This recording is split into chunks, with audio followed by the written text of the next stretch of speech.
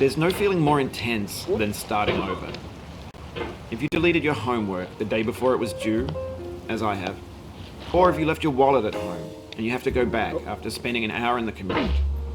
If you won some money at the casino and then put all your winnings on red but it came up black.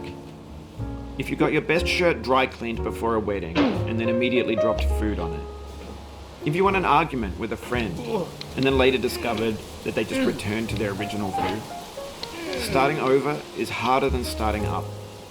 If you're not ready for that, like if you've already had a bad day, then what you're about to go through might be too much.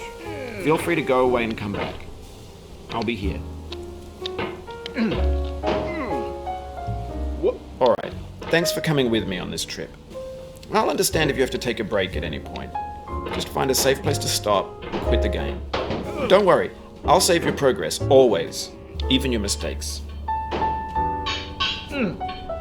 This game is a homage to a free game that came out in 2002, titled Sexy Hiking. The author of that game was Jazzuo, a mysterious Czech designer who was known at the time as the father of B games. And B games are rough assemblages of found objects. Designers slap them together very quickly and freely, and they're often too rough and unfriendly to gain much of a following. They're built more for the joy of building them than as polished products. In a certain way, Sexy Hiking is the perfect embodiment of a B game. It's built almost entirely out of found and recycled parts, and it's one of the most unusual and unfriendly games of its time. In it, your task is simply to drag yourself up a mountain with a hammer. And that act of climbing, in the digital world or in real life, has certain essential properties that give the game its flavor. No amount of forward progress is guaranteed. Some cliffs are too sheer or too slippery. And the player is constantly, unremittingly in danger of falling and losing everything. Anyway, when you start Sexy Hiking, you're standing next to this dead tree that blocks the way to the entire rest of the game. It might take you an hour to get over that tree, but a lot of people never got past it. You prod and you poke at it, exploring the limits of your reach and your strength, trying to find a way up and over. And there's a sense of truth in that lack of compromise. Most obstacles in video game worlds are fake. You can be completely confident in your ability to get through them once you have the correct method or the correct equipment or just by spending enough time. In that sense, every pixelated obstacle in Sexy Hiking is real. The obstacles in Sexy Hiking are unyielding, and that makes the game uniquely frustrating. But I'm not sure Jazzuo intended to make a frustrating game. The frustration is just essential to the act of climbing, and it's the authentic process of building a game at that point. A funny thing happened to me as I was building this mountain. I'd have an idea for a new obstacle, and I'd build it, test it, and it would turn out to be unreasonably hard. But I couldn't bring myself to make it easier. It already felt like my inability to get past the obstacle was my fault as a player rather than as a builder. Imagine a mountain built some stone to my efforts to climb, and it's our repeated attempts to reach the summit that turns those mountains into something real. When you're building a video game world, you're building with ideas, and that might be like working with cement. You mold your ideas into a certain shape that can be played with, and in the process of playing with them, they begin to harden and set until they're immutable like rock. And at that point, you can change the world. Not without breaking it into pieces and starting fresh new ideas.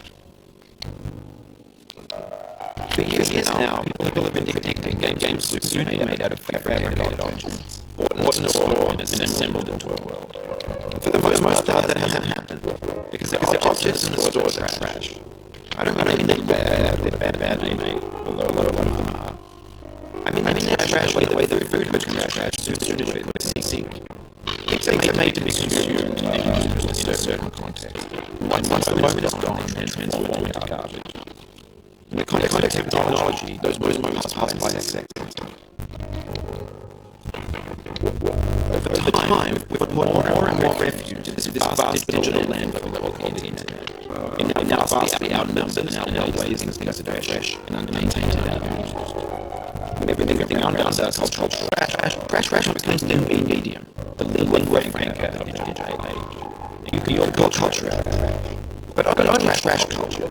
Be games, be movies, be music, be philosophy.